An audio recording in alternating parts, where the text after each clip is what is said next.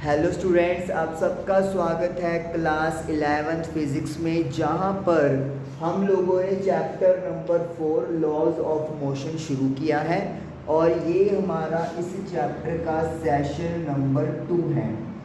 और पिछले सेशन में हमने इनर्शिया और न्यूटन के फर्स्ट लॉ ऑफ मोशन की बात की थी, जिसमें क्या था कि एक ऑब्जेक्ट अगर रेस्ट पर है तो वो रेस्ट पर ही रहेगा, और अगर वो यूनिफॉर्म मोशन में है तो यूनिफॉर्म मोशन में ही रहेगा तब तक जब तक कि उसके ऊपर बाहर से कोई अनबैलेंस्ड एक्सटर्नल फोर्स ना लगे।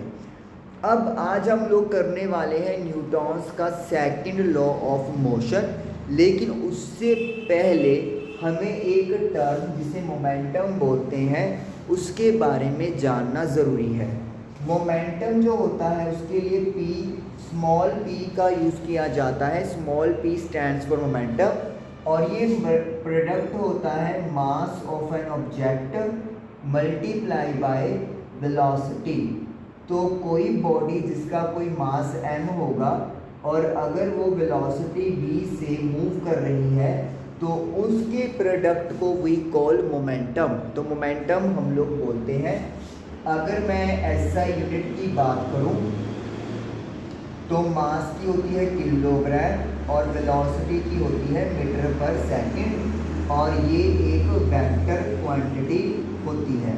और मोमेंटम की डायरेक्शन कौन सी होगी? जो वेलोसिटी की डायरेक्शन होगी। तो इसका मतलब है कि मोमेंटम हमारे पास दो चीज़ों को इंक्लूड करता है। First is mass of an object, second velocity of the object. अब हम लोग डिफाइन करने वाले हैं Newton's second law of motion. तो फर्स्ट लॉ में तो हमें ये पता चल गया कि सेकंड लॉ ऑफ मोशन, तो फर्स्ट लॉ में तो हमें ये पता चला कि कोई बॉडी अगर अपनी रेस्ट से अगर किसी मोशन में आती है या यूनिफॉर्म मोशन को वो नॉन यूनिफॉर्म में कन्वर्ट करती है, तो एक एक्सटर्नल फोर्स की रिक्वायरमेंट है जो कि अनबैलेंस होती है। लेकिन क्या हम लोग क्वांटिटी यानी कि उस फोर्स की मात्रा, अमाउंट कैलकुलेट कर सकते हैं? उसी को कैलकुलेट करने के लिए न्यूटन्स का सेकंड लॉ ऑफ मोशन है। इसके अकॉर्डिंगली क्या है कि जो बाहर से हम लोग अनबैलेंस्ड एक्सटर्नल फोर्स लगा रहे हैं, जो हम लोग एक्सटर्नल फोर्स यूज़ कर रहे हैं किसी भी सिस्टम पे बाहर से किसी ऑब्जेक्ट के ऊपर, वो डायरेक्टली प्रोपोर्शनल होगा change in momentum divided by time. यानी कि we can say rate of change of momentum के डायरेक्टली प्रोपोर्शनल होती है एक्सटर्नल फोर्स। यानी कि मोमेंटम में कितना चेंज आया विद रिस्पेक्ट टू टाइम, उसे हम लोग फोर्स बोलेंगे, जो एक्सटर्नल एफ यानी एक्सटर्नल फोर्स के इक्वल होगी। सपोज कर लो हमारे पास एक बॉडी है जो अभी वेलोसिटी u से चल रही है, तो u is the initial velocity, और m सपोज कर लेते हैं मास है किसी भी ऑब्जेक्ट का जिसकी हम लोग बात कर रहे हैं, और कुछ टाइम t के बाद वेलोसिटी जो है वो उस ऑब्जेक्ट की क्या हो गई? v हो गई, और t stands for time, time taken. यानी टाइम t में कोई ऑब्जेक्ट जिसका मास m है उसकी वेलोसिटी u से क्या हो गई? v हो गई। तो अब एक्सटर्नल फोर्स यानी कि F जो है वो डायरेक्टली प्रोपोर्शनल होगी change in momentum. Change in momentum का मतलब क्या है? Final momentum Pf minus initial momentum Pi, और नीचे आ जाएगा time interval, time taken. Final momentum यानी कि m into V, initial momentum यानी कि m इंटू यू, क्योंकि मोमेंटम का फॉर्मूला क्या है? Mass into velocity. Final momentum mass तो नहीं चेंज होगा, लेकिन वेलोसिटी फाइनल v है और इनिशियल u है, और नीचे टाइम t आ गया। तो F इज इक्वल टू, इसको हटाने के लिए हम लोग k लगा देंगे, k M V minus M U by T. अब जितने भी सिस्टम है, एस आई है, सी जी एस है, वट एवर, सब सिस्टम में के की वैल्यू होती है 1। के की वैल्यू क्या होती है? 1 होती है। तो इसीलिए हमारा जो एक्सप्रेशन है वो क्या बन जाएगा? M V minus M U divided by T. अगर मैं m कॉमन ले लूँ तो v minus U by T हो जाएगा। m अगर मैंने कॉमन उठा दिया तो v minus you upon T हो जाएगा। अब आपको पता है v minus U by T acceleration यानी a के इक्वल होता है। तो ये हमारे पास फॉर्मूला तैयार हो गया, force is equal to mass into acceleration. यानी कि अगर मुझे किसी बॉडी का मास पता है और उसके एक्सेलरेशन की वैल्यू पता है तो मैं मल्टीप्लाई करके फोर्स की क्वांटिटी कैलकुलेट कर सकता हूँ। अगर मुझे यहाँ पर एसआई यूनिट की बात की हो, जैसे कि हमने मोमेंटम की एसआई यूनिट की बात की, तो फोर्स की भी एसआई यूनिट की बात करेंगे।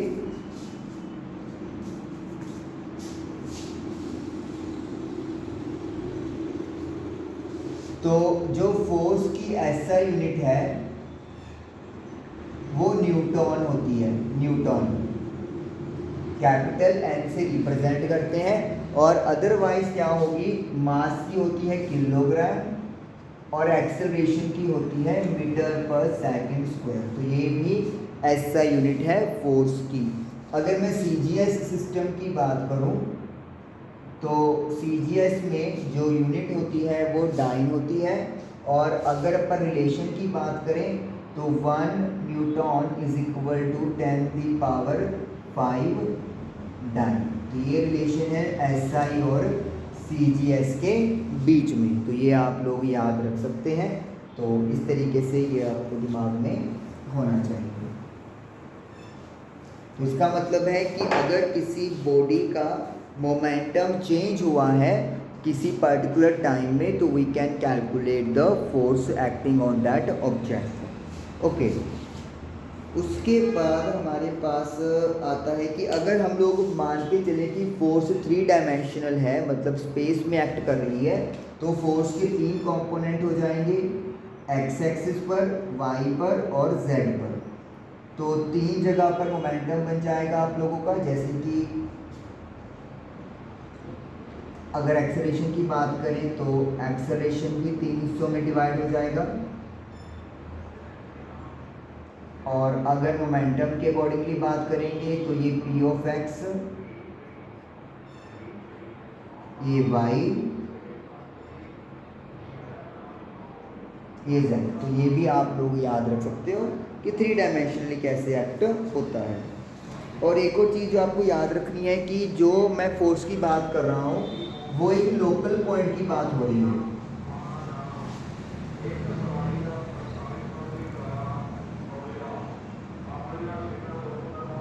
लोकल फोर्स, तो जो एक्सेलरेशन है वो भी उसी टाइम का देखना है जिस टाइम की फोर्स की बात की जा रही है। मतलब आसपास या उससे पहले क्या एक्सेलरेशन था वो मैटर नहीं करता।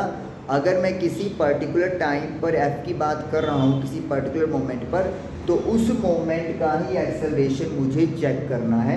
मतलब हिस्ट्री पे डिपेंड नहीं करेगा फोर्स, जो on the spot on the time है उसी पे डिपेंडेंसी होती है। ओके, एक अब मेरे पास एग्जाम्पल आ रही है, वो एग्जाम्पल अब आप करने वाले हैं।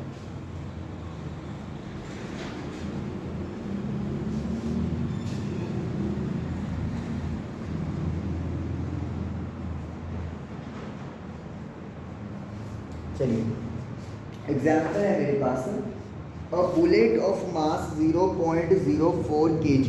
एक बुलेट है जिसका मास 0.04 kg हमें दिया हुआ है। वो मूव कर रही है जिसकी स्पीड है 90 मीटर पर सेकेंड। यानी कि यू दिया हुआ है बुलेट का 90 मीटर पर second. Enters the heavy wooden block, एक वुडन ब्लॉक में एंट्री हुई, and stopped after distance of 60 centimetre. v यानी कि 0 हो गया और कितने टाइम के बाद? 60 सेंटीमीटर के बाद, सॉरी 60 सेंटीमीटर, ओके डिस्टेंस दिया हुआ है एस, डिस्टेंस यानी कि वुडन के अंदर, उस ब्लॉक के अंदर 60 सेंटीमीटर अंदर जाके वो रुक गई। तो हमें एवरेज फोर्स बतानी है कि बुलेट ने ब्लॉक ने बुलेट के ऊपर लगाई है। जैसे कि ये आपकी बुलेट आ रही है ऐसे, और दिस इज़ द ब्लॉक, तो ये इधर जाके फुल स्टॉप हो गई। कितना ट्रैवल किया? 60 सेंटीमीटर किया। तो हमें फोर्स निकालनी है। तो अभी हमने बात की फोर्स का फॉर्मूला क्या है? फोर्स का फॉर्मूला है मास इनटू एक्सेलरेशन। एक्सेलरेशन का फॉर्मूला क्या है?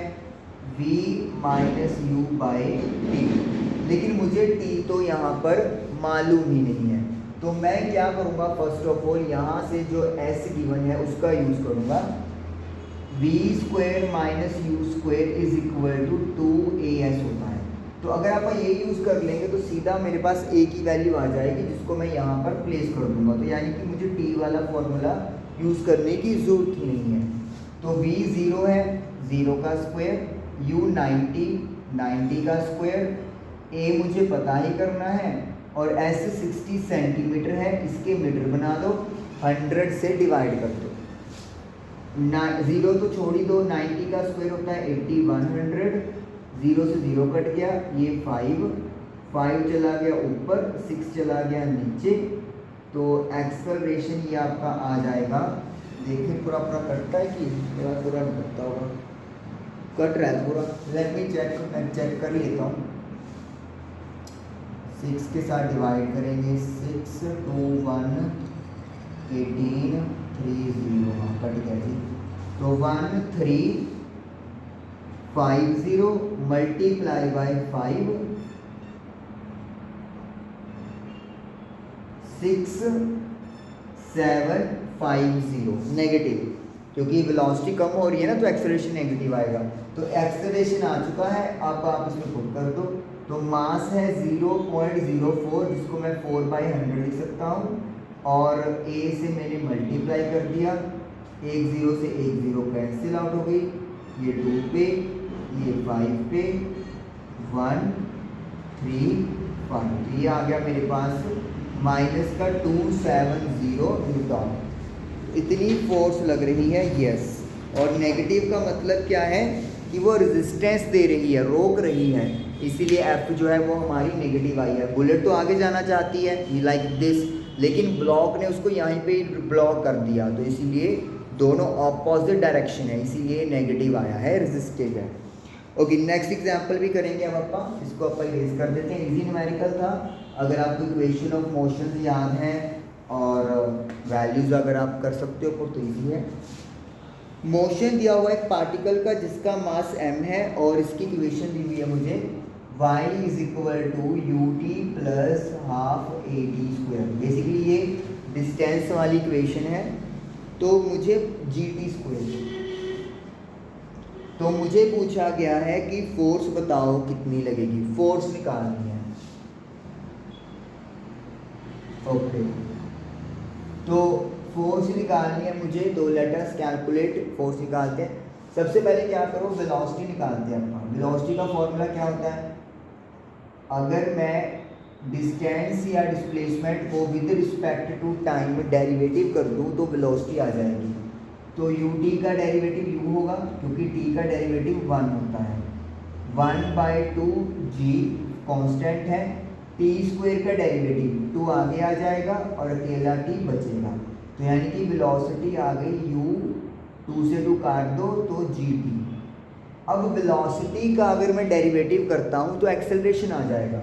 तो मतलब acceleration is equal to dv/dt। तो u कांस्टेंट है, इनिशियल वेलोसिटी, इसका डेरिवेटिव 0 है अकेले का। g कांस्टेंट है, t का डेरिवेटिव 1 होता है। तो इसका मतलब है जो एक्सेलरेशन है वो g के इक्वल हो गया। तो हमने फोर्स निकालनी थी। फोर्स का फॉर्मूला क्या होता है? Mass multiply by acceleration. Mass है m गिवन और एक्सेलरेशन आया है मेरा g, तो answer is m into G, that is mg। और इस तरीके से हमारा डन हो गया। ओके, नेक्स्ट करते हैं अब इम्पल्स।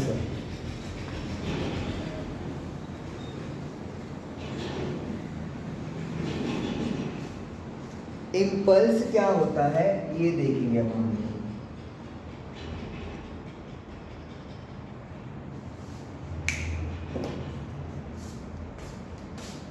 तो इम्पल्स जो है ये वो फोर्सेस होती हैं जो बहुत ही थोड़े समय के लिए एक्ट करती हैं, यानी कि फोर्सेस या force acts for very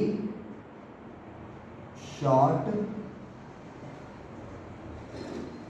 duration. और लेकिन इनका जो इम्पैक्ट होता है, जो इनका असर होता है वो बहुत ज़्यादा हाई होता है। जैसे सपोज करो एक बॉल आ रही है हाई स्पीड पर, बैट्समैन ने यूँ किया। देखो बैट्समैन क्या करता है, सिर्फ बॉल और बैट का टच करता है और बॉल बहुत ज़्यादा तेज़ी से मूव करती है।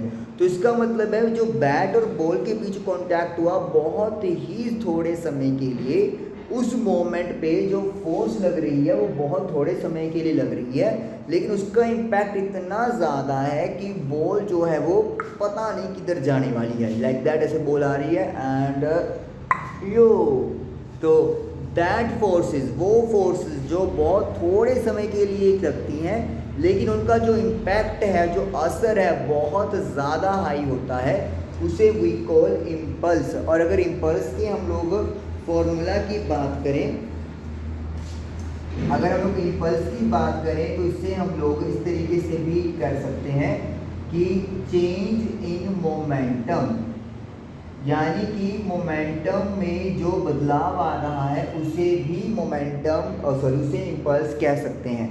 अब जरा हमने फोर्स का फॉर्मूला बनाया था मास इनटू एक्सेलरेशन, और एक्सेलरेशन का फॉर्मूला होता है change in velocity with respect to time.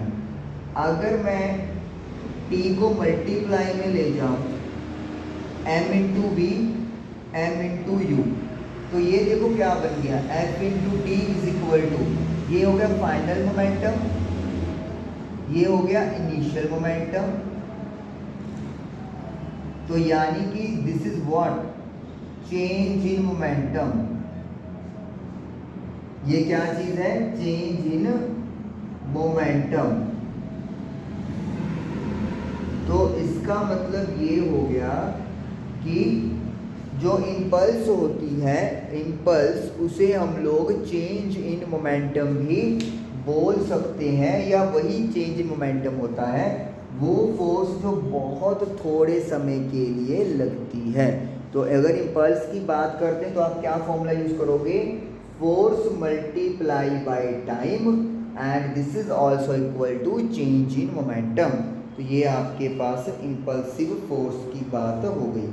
जैसे क्वेश्चन सुनिए, एक बैट्समैन ने एक बॉल को हिट किया है बॉलर की डायरेक्शन में, यानी कि बॉलर ने बॉल फेंकी लाइक दिस एंड बैट्समैन ने उसको ऐसे पलट दिया, बॉलर की तरफ ही हिट कर दिया, और उसकी इनिशियल स्पीड 12 मीटर पर सेकंड थी बॉल की, लेकिन जो हिट किया उसमें भी बॉल को स्पीड उतनी ही मिली 12, यानी कि 12 से आई बॉल बैट्समैन की तरफ और बैट्समैन ने हिट किया इसी सेम स्पीड से, यानी सेम स्पीड ही मिली बॉल को लेकिन डायरेक्शन बदल गया। मास दे दिया है बॉल का 0.15 kg, ये बॉल का मास हो गया, जो गेंद है उसका मास। तो अब आपसे पूछा है कि कितना इम्पल्स बॉल को लगा, मतलब जब बॉल फेंक दी और बैट्समैन ने हिट किया तो बहुत थोड़े समय के लिए फोर्स लगी है और उसे इम्पल्सिव फोर्स बोलते हैं। तो उस इम्पल्सिव फोर्स की वैल्यू मुझे पता करनी है। इन शॉर्ट मुझे इम्पल्स पता करना है, इन शॉर्ट जिसका फॉर्मूला चेंज इन मोमेंटम होता है। तो आइए चेंज इन मोमेंटम कैलकुलेट करेंगे, तो इम्पल्सिव फोर्स की वैल्यू ऑटोमेटिकली आ जाएगी। तो चेंज इन मोमेंटम क्या होता है, final momentum minus initial momentum M V minus M you.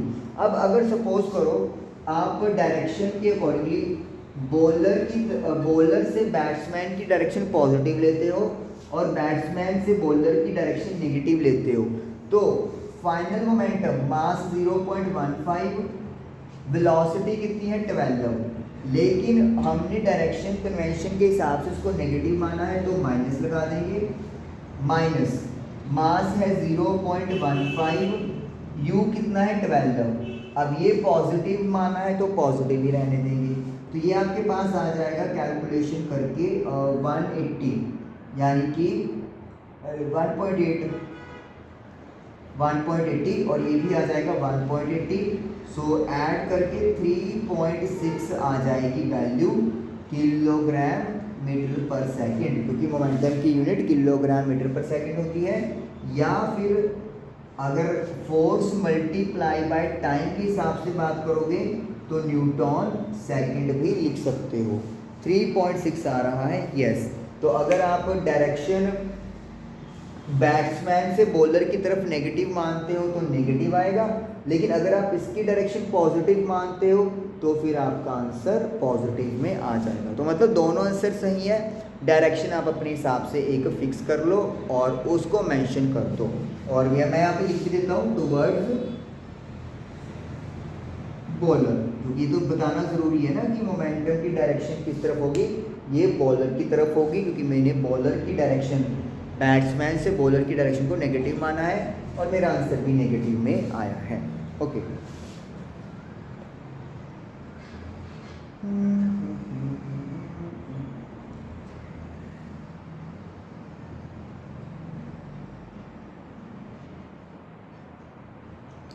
तो ये हमारा second law of motion complete हुआ, यस।